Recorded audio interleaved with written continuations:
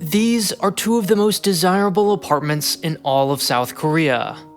True to its name, Castle Gold is a gold-plated 36-story complex with a fitness center, library, and golf practice room.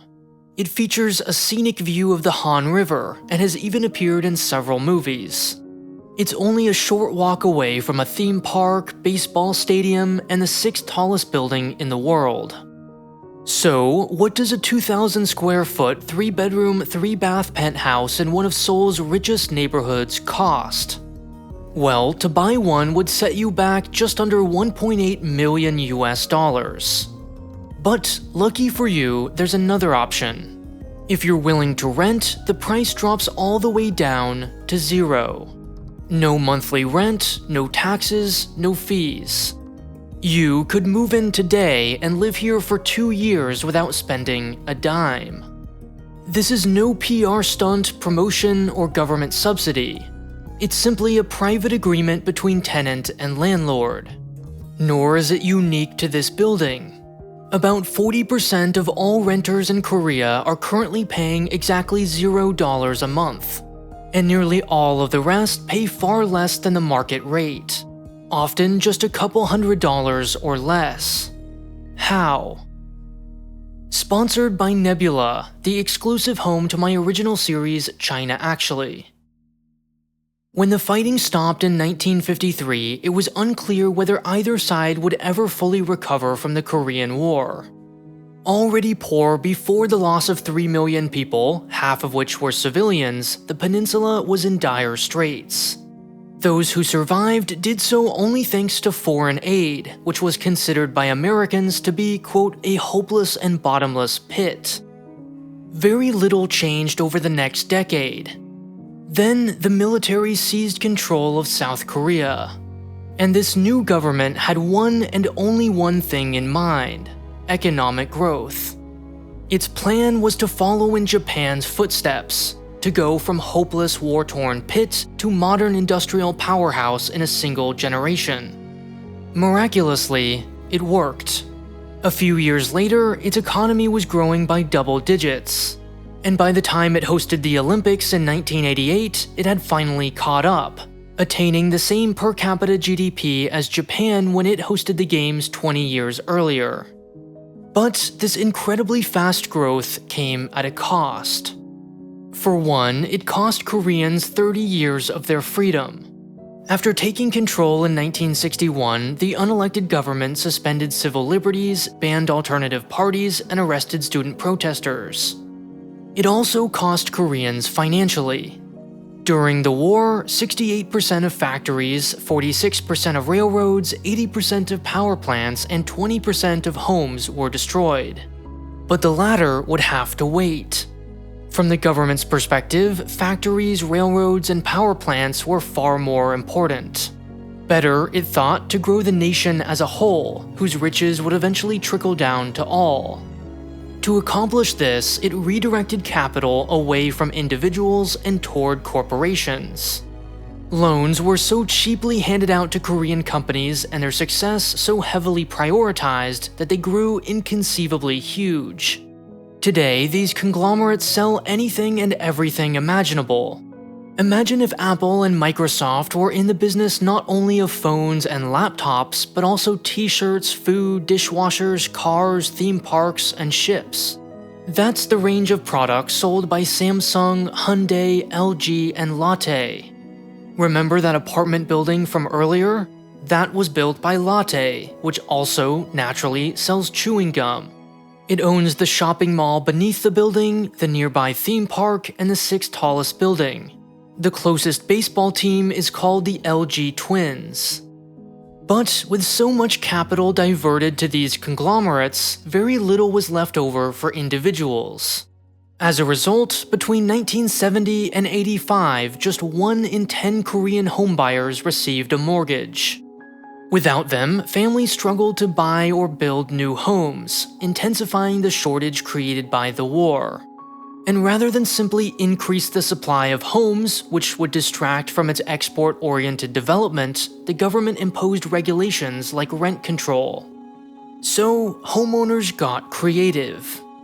What if, they thought, instead of paying them money, tenants loaned them money? This would kill two birds with one stone. One, it wouldn't technically qualify as renting, allowing them to evade the government's rules. And two, it would solve the shortage of capital. If they needed cash to start a business, to send their kids to school, or to renovate their home, they could bypass the banks entirely, loaning to and from one another. This practice, which may have originated way back in the 1800s, is called José, and it works like this. On move-in day, you, the tenant, give your landlord hundreds of thousands, even millions of dollars, somewhere between 30 and 90%, but usually closer to 60% of that property's value. Then, during the lease, which typically lasts 2 years, you don't pay a single dime in rent. Finally, when you move out, the landlord returns your deposit in full, no more and no less. That apartment from earlier, for instance, would cost $1.8 million to buy. But you could lease it for 2 years by giving the landlord just 56% as much, about $1 million, and you'd get it all back when you moved out. This practice is so common that if these deposits were treated as loans, South Korea would have the largest household debt of any country on Earth, nearly 3 times as much as property-obsessed China. Now, you probably have some questions. Let's start with why would landlords give away rent for free? Well, there's a flip side to high interest rates. While they made buying homes unaffordable, they also made saving money very profitable. In 1967, the US interest rate was less than 4%. In Korea, it was 28%. Landlords could simply deposit their tenants' money in the bank and watch it grow.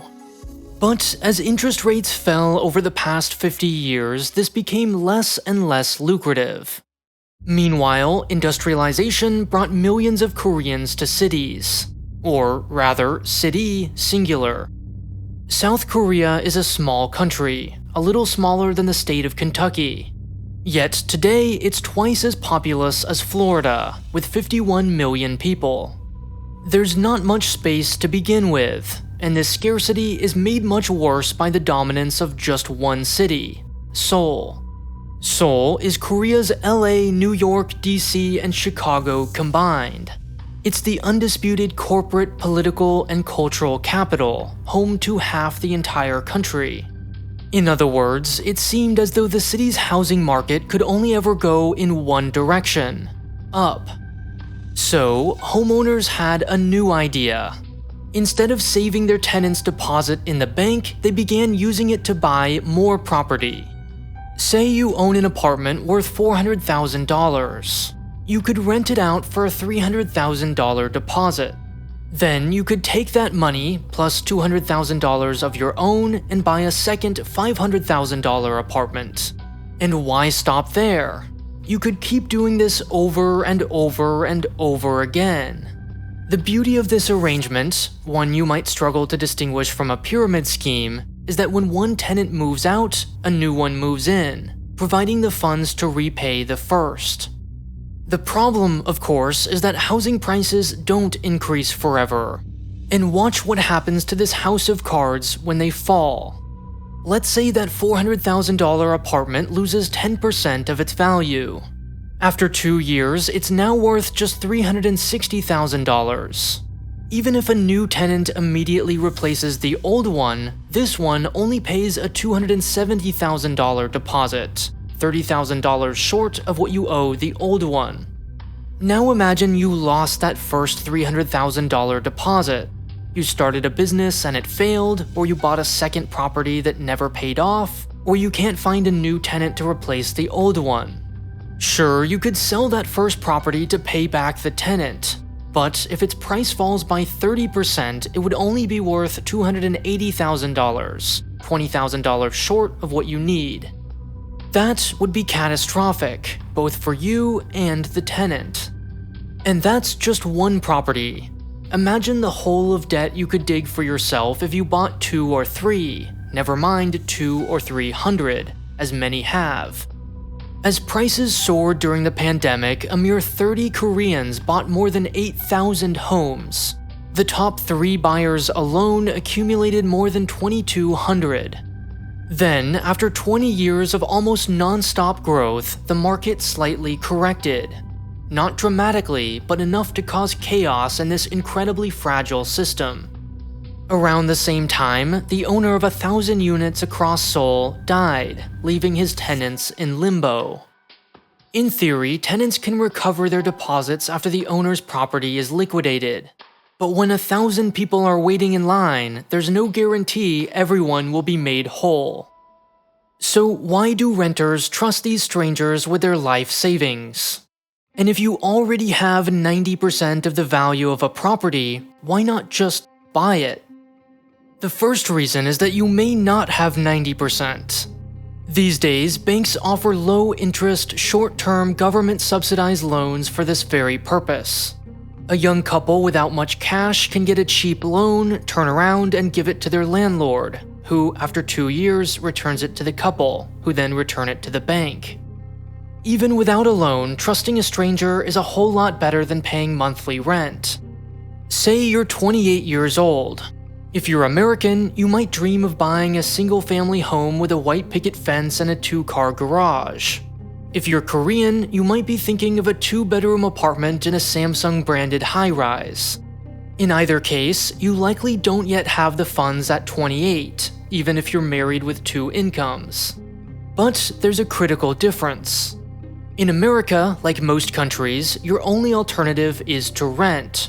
To throw away 20, 30, or 40% of your paycheck each month while saving up for a down payment. In Korea, on the other hand, you can live rent-free for 2 years at a time if you can somehow pool together a deposit between you, your spouse, and your 2 families. You can start by renting a tiny villa for the lowest price you can find on the outskirts of Seoul. Then, after 2 years, you can combine the deposit you receive back plus 2 years of wages to lease a slightly better home. And you can keep doing this until you can afford that 2-bedroom in downtown Seoul. Whereas in the United States, you'd be throwing away money on rent until the day you can finally buy. Now, this is far from a perfect solution. Korea has no answer for low-income couples who can't afford a down payment or a deposit. Never mind singles. Meanwhile, an increasing number of Koreans, about 50%, pay both a smaller deposit and some monthly rent. And this trend may continue as the country grows older and seniors prefer predictable monthly income to speculative investments. Finally, of course, there's always the risk of losing all your money in the process. Over the past few years, horror stories of fraud, dying landlords, and lost deposits have attracted widespread attention. Some are calling for a government crackdown. But there's also the risk that if this practice is over-regulated, it could go extinct. If landlords weren't allowed to invest these deposits, for example, they would simply demand monthly rent instead. In that case, homeownership could be delayed or made impossible for millions of young Koreans. In other words, it's precisely this risk, however small, that makes this system function. The 0.001% probability of losing everything is the price Koreans must pay for what is effectively free rent. One risk that's unnecessary is our collective reliance on YouTube. Here, in this hyper-saturated marketplace where each video competes with millions of others, creators are incentivized to chase short-term metrics like views, clicks, and engagement. Think of YouTube like a daily newspaper stand. Each day, every video has to compete for your attention. We're incentivized to write sensationalized headlines, to focus on quantity over quality, and to churn out predictable stories that our viewers already want to hear. We want to spend more time and money on quality stories, exposés, features, and in-depth investigations. You, the audience, want those things too. Yet, the business model in which we operate prevents us from making them. There's no room to experiment or invest months of our time and thousands of dollars on big, ambitious projects. After all, what if no one bought that day's newspaper or clicked on that video? What we need is an entirely new business model, one that allows channels like this one to actually make videos that people like you want to watch. And that's why we built Nebula. Because of our direct relationship with you, the audience, we can make these big upfront investments. When Wendover Productions has an idea for a reality travel game show, we can turn it into The Getaway. When Tom Nicholas wants to create a feature-length documentary about baby boomers, we can write a check allowing him to make Boomers. And when DC Pearson has an idea for a sketch comedy show about sketch comedy shows, we can provide the resources to make it happen. All of these are real originals coming later this year, along with others from Patrick Willems, Abigail Thorne of PhilosophyTube, Real Life Lore, Bobby Broccoli, and more.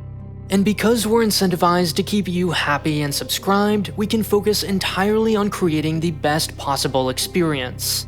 Nebula is ad-free and always evolving. We just released our biggest update ever with a new UI and a dedicated Nebula news page, hand-curated by the team behind TLDR News.